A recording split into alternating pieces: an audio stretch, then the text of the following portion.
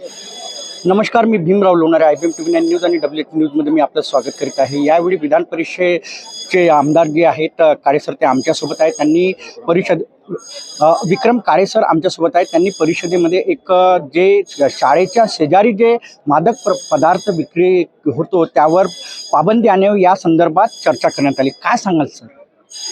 नाही, उद्याच ही जी विद्यार्थी आहेत, ही मुलं आहेत, हे आपल्या देशाचं भवितव्य आहे, राज्याचं भवितव्य आहे आणि म्हणून ते व्यसनाधीन होऊ नये किंवा त्याच्याकडे वळू नयेत, आकर्षित होऊ नयेत म्हणून शाळेच्या 100 मीटर परिसरामध्ये तुम्हाला गुटखा बंदी घातलेली आहे। पान ठेले असतील लावता येणार नाहीत, त्या ठिकाणी तंबाखू वगैरे सिगारेट विकता येणार नाही। असं असताना सुद्धा आज राजरोसपणे अनेक शहरामध्ये, तालुक्यामध्ये, ग्रामीण भागामध्ये सुद्धा आज शाळेच्या भोवताली परिसरामध्ये ही पानटपरी असते आणि तिथं ही सिगारेट, बिडी, तंबाखू विकली जाते, नव्हे तर चोरीनं गुटखा सुद्धा विकला जातो। आणि म्हणून त्यासाठी जेव्हा तक्रार होईल तेव्हाच कारवाई होते। परंतु आम्ही आज सभागृहामध्ये हा विषय मी लक्षवेधी मांडून उपस्थित केलेला आहे की राज्य शासनानं या बाबतीमध्ये कडक कायदा करावा। कडक कायदा यासाठी करावा की तुम्हाला ती टपरीच घालता येऊ नये।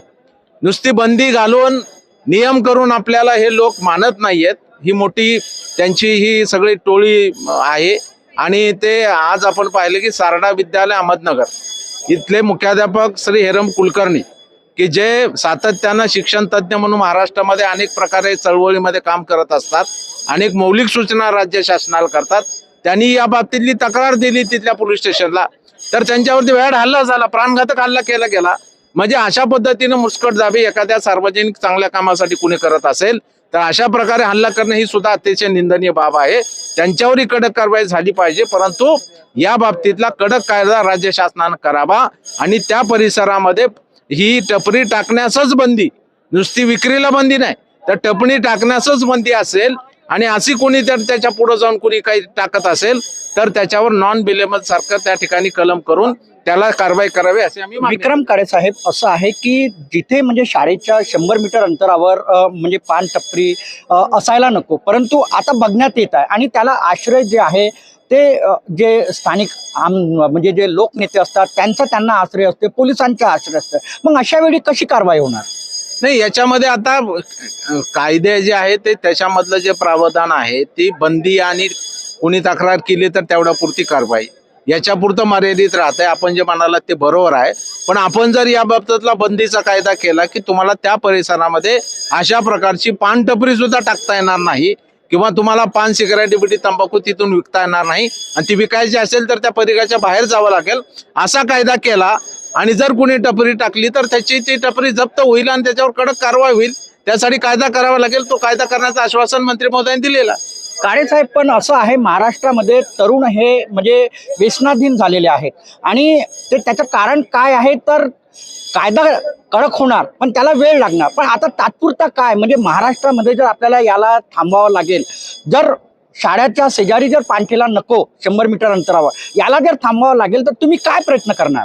नाही, आज त्या बाबतीमध्ये आम्ही मंत्री महोदयाने सुद्धा याच्यामध्ये अतिशय सकारात्मकता दर्शवलेली आहे आणि त्यांनी या प्रश्नाचं गांभीर्य ओळखून ताबडतोब अगदी विनाविलंब हा कायदा आम्ही करू असं आश्वासित केलेलं आहे आणि आम्ही स्वतः त्याचा पाठपुरावा करणार आहे की नुसतं आश्वासन दिलं आणि थांबलं असं नाही, तर त्याच्या पाठीमागं लागून त्याच्या बैठका असतील, त्याच्या तज्ज्ञांची मतं घेणं असेल, हे सगळं आम्ही ताबडतोब करण्यासाठी सुद्धा शिक्षक प्रतिनिधी, लोकप्रतिनिधी म्हणून आमचा पुढाकार असणार आणि तो कायदा होईपर्यंत आम्ही थांबणार नाही, ही पण ग्वाही मी आपल्याला देतो। पण तोपर्यंत कायदा होईपर्यंत ही कारवाई व्हावी या दृष्टीने एक फ्लाइंग स्क्वॉड तयार करण्याचं आश्वासन माननीय मंत्री महोदयांनी दिलं।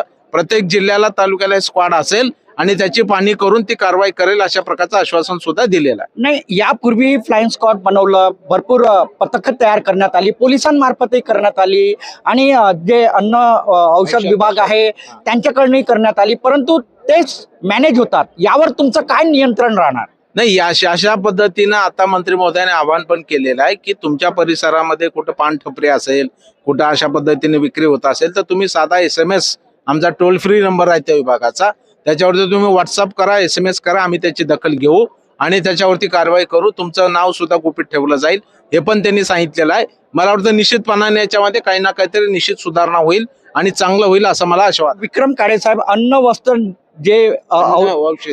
व अन्न व औषधी विभागाचे जे अधिकारी आहेत तेच मॅनेज होतात आणि त्यांनाच माहिती आहे हे सगळं. यावर तुम्ही काय नियंत्रण करणार हे सांगा. नाही, याच्या बाबतीमध्ये सुद्धा ही बाब आम्ही मंत्री महोदयाच्या लक्षात आणून दिली, तर त्यांनी सांगितलं असं कुठं होत असेल तर तुम्ही तक्रार करा, त्याही अधिकाऱ्यावर आम्ही कडक कारवाई करू. त्याच्यामुळे त्याच्यावर ही प्रतिमा तर शेवटी आपण पुढे गेल्याशिवाय हे होणार नाही. जितक्या कडक कारवाई होतील त्याच्यामध्ये लोकांची हिंमत होणार नाही, अधिकाऱ्यांची हिंमत होणार नाही. त्यामुळे या कडक कायद्याची गरज आहे आणि तो कायदा व्हावा यासाठी आम्ही शेवटपर्यंत लढू. किती वेळ लागेल याला? साधारणपणे पुढील अधिवेशनात होईल असं आम्हाला आशावाद आहे. निश्चितच मी तुम्हाला सांगेल की महाराष्ट्रामध्ये जे शाळेच्या शेजारी म्हणजे 100 मीटर अंतरावर गुटखा बंदी असायला हवी, पानठेला नको त्या परिसरामध्ये, परंतु सर्रासपणे 100 मीटरच्या आतच पानठेला असतो आणि गुटखा विक्री केली जाते आणि वस्तींमध्ये सुद्धा गुटखा विक्री केली जाते. यामुळे जे लहान मुलं आहेत, तरुण पिढी आहेत, ते या व्यसनाधीन होत आहेत. त्यावर बंदी आणायला हवी यासाठी विधान परिषदेचे जे सदस्य आहेत विक्रम काळे सर, त्यांनी परिषदेमध्ये हा मुद्दा मांडला आणि त्यावर जे महाराष्ट्र सरकार आहे ते सकारात्मक आहे. लवकरात लवकर एक कडक कायदा यावर तयार करण्यात येईल असेही या दरम्यान विक्रम काळे यांनी सांगितले.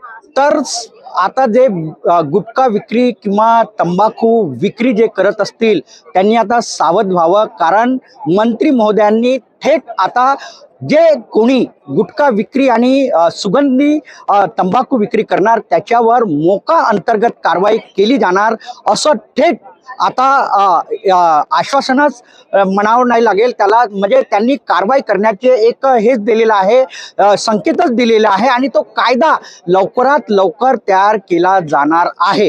म्हणून गुटखा विक्री करणाऱ्यांनो आता सावध राहा, तुमच्यावरती आता मोकाची कारवाई होऊ शकते. तर आपण बघत राहा IBM TV9 news, WH news. आमच्या चॅनलला लाईक करा, सबस्क्राईब करा, आयकॉन बेल बटन दाबण्यास विसरू नका. धन्यवाद, नमस्कार.